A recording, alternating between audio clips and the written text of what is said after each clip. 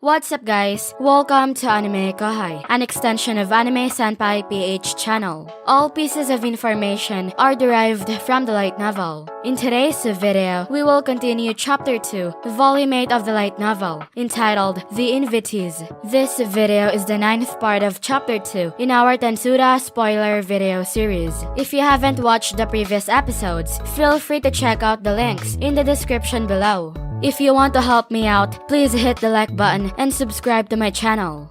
Now, let's get to the video. I understand all that, but if you already have good food and relaxing spaces, how much more of a resort do you need? Rimuru shook his head. You aren't thinking big enough, Mjolmile. Me, I think that won't be enough on its own. I'd like some kind of project that everyone can have a little more fun with. Like, for example. What Rimuru then laid out for him was a complete recreational tourism strategy for the forest of Jura. They'd provide travelers with day-long walking tours deep into the forest, accompanied by a guide, bodyguard.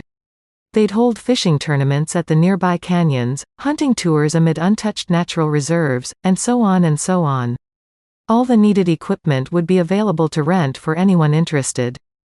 That does sound exciting. It'd certainly attract the kind of nobility with all the time in the world on their hands, and for those with more active work lives, it'd be a fine way to relax.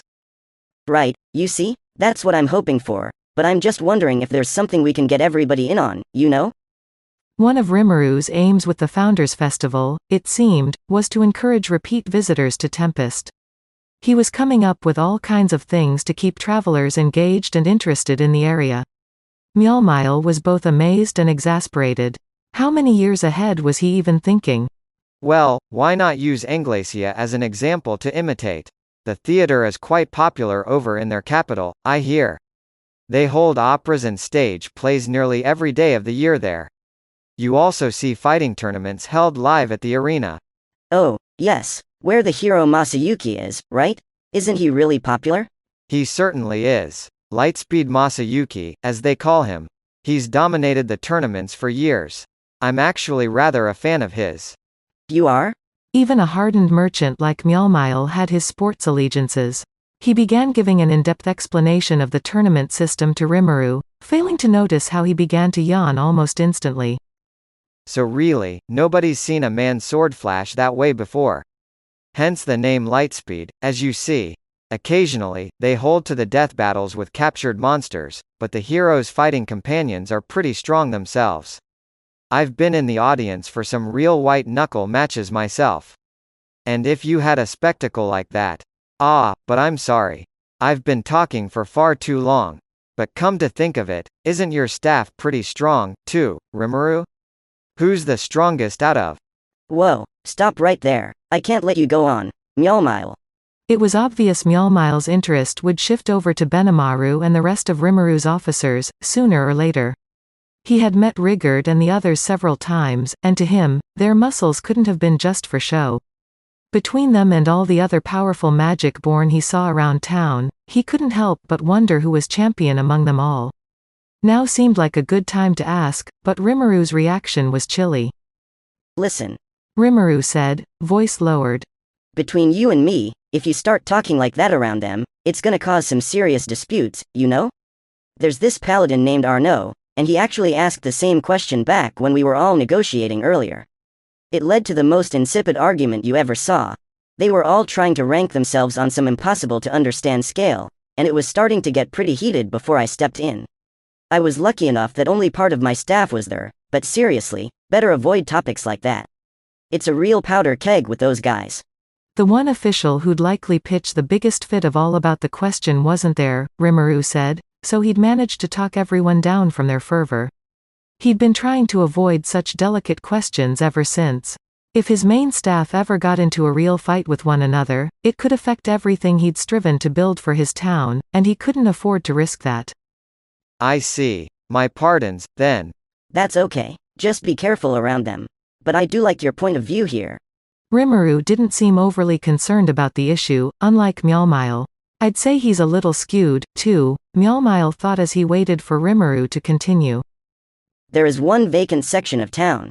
Perhaps we could turn it into an opera house, huh? Maybe that'd encourage people to become playwrights, and that'd lead to some new forms of entertainment. And an arena. Rimuru looked at Myeolmile, and the merchant could almost see the gears turning behind his smile. Great, he thought. He's got some grandiose plan in mind again. Why does he always have to look like that? He's good looking enough as long as he keeps his mouth shut. Molly. He shuddered. The moment had come. Yes? You know a lot about battle tournaments, right?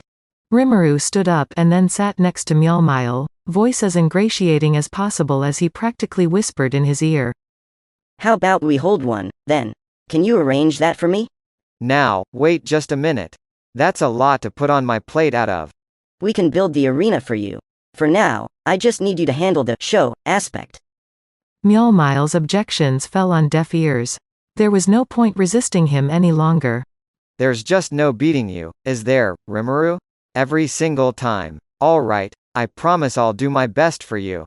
Myeolmile showed a bit of a smile now. Honestly, Myeolmile didn't hate this. In fact, being assigned such a vital mission was like music to his ears. What did he need to put on a show like that? He'd have to both research it and put his thoughts into action. Never in his dreams did Myeolmile ever think he'd be entrusted with such a large-scale event. Well, I'm in deep now. I'll never get this chance again. Myeolmile didn't even care if he messed this up. Based on all the business partners he ever had, Myeolmile knew this man, Rimuru, wasn't the type to get angry over one failure or the other. Rimuru brought ideas into fruition fast, and he could be trusted, the most important thing to any merchant. If Rimuru said he'd build an arena, he'd build an arena. As unbelievable as it was to Myeolmile, Rimuru could give his monsters any orders he wanted, and they'd be able to pull it off for him. He may not look it too often, but Rimuru's a demon lord. As long as his plans are sound, it'd be simple for him to assemble everything he needed. And now he's relying on me. Good to hear. Rimuru replied blithely as Myeolmile's emotions ran wild. And I know we're trying to get lots of world leaders, but make sure regular people can join in the fun, too, okay? You can't make a profit if it's not open to the general public, after all. I saw that in Anglacia. The general public? Yeah, I'm going to build a Coliseum capable of holding 50,000 people or so. Like I said, there's some vacant space to work with. If we build that fast food stand we were talking about nearby, that ought to goose our profits, won't it? We could have people go around selling food, and besides, the more foot traffic passing by, the more customers we'll get, right? What do you think, Molly? Rimuru was picturing entertainment for the masses, and taking the masses' money. A 50,000-seat Coliseum would compare to Anglacia's pretty favorably. In fact, it'd be 5 times that arena's size. It showed how serious Rimuru was about this. You see, we can have some standing room sections that we'll let people into at no charge. Meanwhile, we can direct rich people to the reserved seats and charge them appropriately. And then we'll have royal boxes for the nobility with more money than sense. We'll also need seats for special guests and invitees and things. I'd like you to figure out the ratios we need for all these seat types, if we want to make as much money as possible. Once again, he was leaving it all to Myeolmile with a smile. Not even Anglacia's arena allowed the farmer and citizen classes to watch arena events for free. Myeolmile could see the logic to it. I see. I thought 50,000 was too high a number to aim for, but if that's what you're picturing. Right. It's important that we attract people's interest with this stuff. And if we pack the standing room sections, won't that make a reserved seat look more attractive if you can afford it? I bet it would. Better to reserve a spot instead of vying for space you don't know will be available. That'll naturally make the seats more valuable. This was a completely different approach from the arena in Anglacia's capital, which was chiefly a diversion for the upper classes. The aim here was to build buzz and pack as many people in as possible. It sounded deeply compelling to Myeolmile. If admission was free, farmers and field laborers would come over to see the show when work didn't occupy them. And when they spread the word about what they saw, that'd attract the middle classes from neighboring nations. Besides, having tens of thousands of visitors would no doubt fill up the inns along the highways to Tempest. It'd be kind of neat to build the fast food establishments Rimuru described at stops along the way. When they arrived, of course, they'd need somewhere to stay. And if it could help advertise their food, their lodging, their baths, and so on, the arena wouldn't even need to make a profit. The business all these fans would bring to town could more than make up for it. I gotta hand it to you, Rimuru. You had this all planned out from the start, didn't you? Huh? Yeah, kind of? Of course, yes. You have enough hotel rooms for it, I think. The issue becomes how to attract guests on a regular basis. We'll need to think about boosting our profit margins later, but spreading the word comes first, I think. And that's what you're counting on me to help with. Yeah, pretty much. I see. You want me to come up with the kind of entertainment that'll bring people back again and again. Something that'll make them contemplate another visit, even if this particular battle tournament turns a loss. If we do that, you'll consider this a success? That's exactly what I'm saying. I'm impressed you understand me so well, Molly. You're the only man I can trust with this job. This job, find ways to attract people to Tempest, using a battle tournament as bait, excited Mjolmile to the core. And really, Rimuru had all but worked it out by himself before throwing it in his lap. He had to resist the urge to shout out loud with excitement. This is just too much. Hey, it's best to leave things like this to a professional, right? Don't tell me you don't feel up to it, Molly.